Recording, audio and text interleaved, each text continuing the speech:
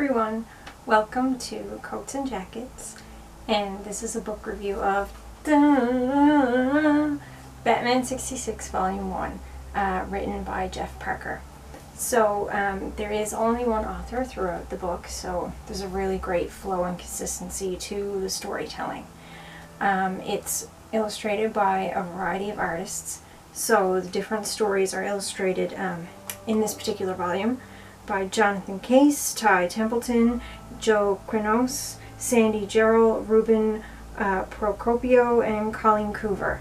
And please forgive me if I've butchered any of those names. I probably have. On the back it says, "Can the Caped Crusader unravel the Riddler's latest ruse? Will Catwoman, the feline queen of crime, sink her claws into our heroes? Have the dynamic duo met their match in the Antarctic alliance of the Penguin and Mr. Freeze? Who will get the last laugh when Batman and Robin are forced to team up with the clown prince of crime himself, the Joker?" The answers await you on each pulse-pounding page of Batman 66 Volume 1, an all-new collection of spine-tingling, swashbuckling stories in the style of the classic Batman TV series. And it really does deliver. It is just like something that would have come from the old TV series. Now, while it does specifically mention that it's based on the TV show, sometimes the character modeling is not based off the show itself. It's based off of the 60s comics models of the characters. So, depending on the story, sometimes the character model changes slightly, and it is noticeable enough that I wish it had been consistent throughout. So I'm going to show you an example. It happens a bit with Commissioner Gordon and also Alfred. Mostly Alfred was the big one that I noticed. And it did kind of take me out of the story a bit. And that's the only one thing that I would say negative about it and would stop me from giving it 5 stars. So I did only give it a 4-star rating. And yeah, so here's a really good example of the two different model Alfreds. So right here, this is how Alfred looks. And he's got a distinguished little darker mustache, and he looks very much, well, not exactly like the 60s model, but of comics, but he's kind of like a cross between the two. And then later on we see Alfred, and especially when you're looking at him like right here, like you can tell it's very much the 66 TV show model. So that did kind of take me out of it a little bit. And then there's things like this. Like, I realize this one is drawn a little differently, so it's a little more heavily stylized. But, like, this is very much Eartha Kitt. Like, you can totally see it. And this is definitely, you know, the TV show Barbara Gordon. But then you see Commissioner Gordon, and he really doesn't look that much like the TV show Commissioner Gordon. He's got glasses and everything, and it's not that same model. So yeah, that was a little disappointing. But otherwise, it's a really fun read. It's a really light, easy read. Even though it's more like a popcorn type of book, it's got some really nice depth of character, and it feels like it's continuing the same types of characters from the show without being too cheesy, but definitely still with some of that campy fun nature, because it's both the same writer and because the artists have done a really good job with their different art styles keeping the same sort of storytelling flow with the way things are paneled and the way it's showing the story, that the different art styles don't seem to matter to the overall story. This particular one, this is the first one. This one is my favorite, just because of the way it's done slightly off registration to look like older printed copies, but the colors have been brightened and intensified to look more like current pop art stuff. And it's, I just think that's really fun and really great and really suiting for the show. there's other different types of styles that are more serious, and then there's ones that have a little bit of the comic feel but not as strongly as that one. Like here, it's a little more realistic, we'll say, looking. And then later on, like, it takes advantage of other forms of sort of pop art comic styles. So you get a wide range of styles. It was so fun to read. Once I started it, I really couldn't put it down. If you've ever been a fan of the show, then this is definitely the book for you. What I'm going to get into now is going to be spoilers, so if you don't want to see any spoilers, then you'll want to stop watching here or jump ahead to the end of the video.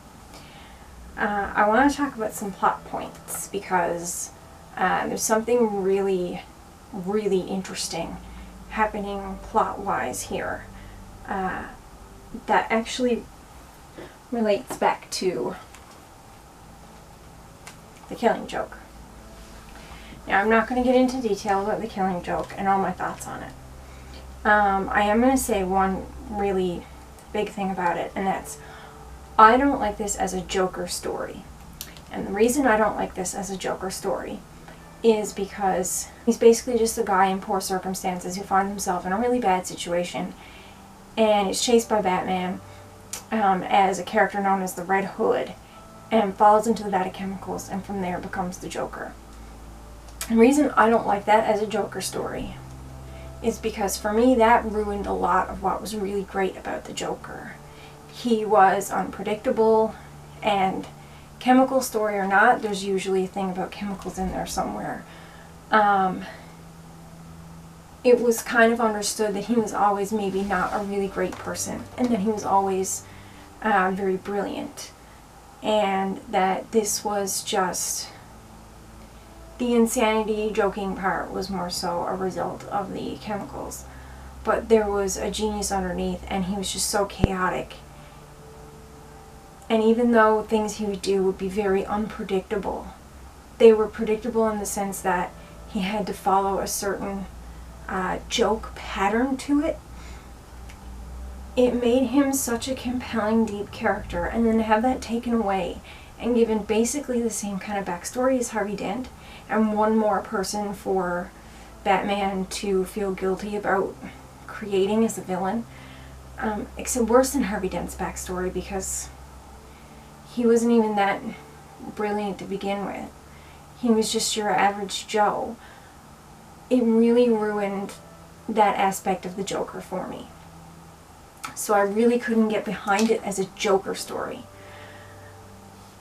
The reason I bring that up is because Batman 66 is introducing newer characters and things that have been introduced since, in even recent timelines, to the old 66 world.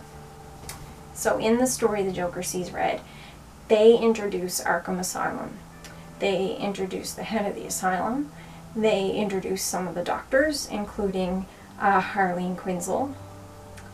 And they introduce the concept of the Red Hood. What they do differently with this is, while the Joker is undergoing care at Arkham Asylum, they're running tests. They basically have him hooked up to a machine. And they're trying to find out what the patterns are behind his joking nature, insanity-driven chaos. So, the main reason the Joker gets caught is because he can't help but leave these joking clues in the 66 Batman. And he was the only villain smart enough to come up with his own version of Batman's utility belt, except reverse it and things like that. So he's really quite a brilliant character as well. While he's undergoing these treatments, his subconscious mind is acting on its own, and he has that same genius mind without having been introduced to chemicals or anything like that, but minus whatever it is that makes him have to do these jokes and have that Joker persona. And instead it calculates a way because even though it's a brilliant mind, it's still a diabolical one. So it calculates a way to have him escape from Arkham Asylum, and his subconscious has found a way to get word out to other contacts to pull this off. And obviously there's help from inside, but it doesn't say from who yet. We can guess.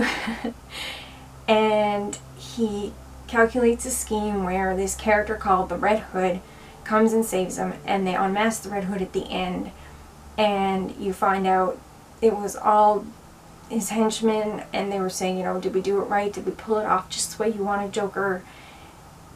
And the Joker doesn't really recall any of it because the Joker persona was put under, but his regular subconscious brain was still active.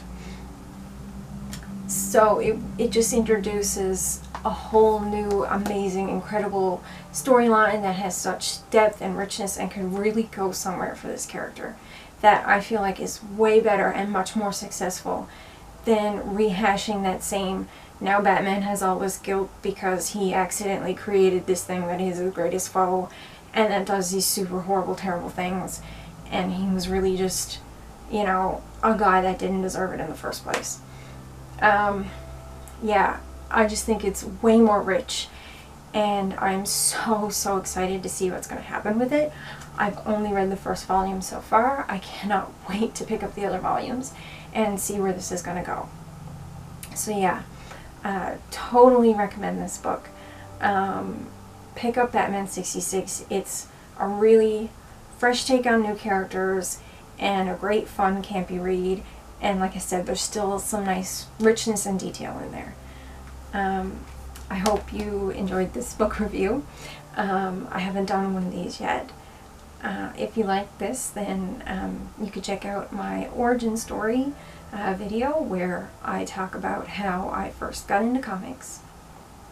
And I do a quick little overview of the series that really got me into comics, reading them full time, we'll say, which is Nausicaa.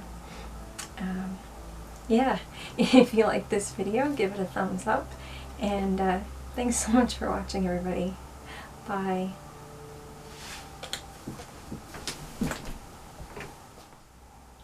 Hi again, everyone.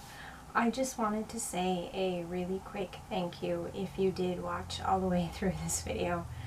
Upon editing, I realized it was a bit longer and more rambly than I had intended it to be, and I'm already working on a new format to try to condense and make my book reviews a little better and a little neater. And I hope you continue to join me if you're interested in BookTube or seeing different book reviews. Thanks again, everybody. Bye.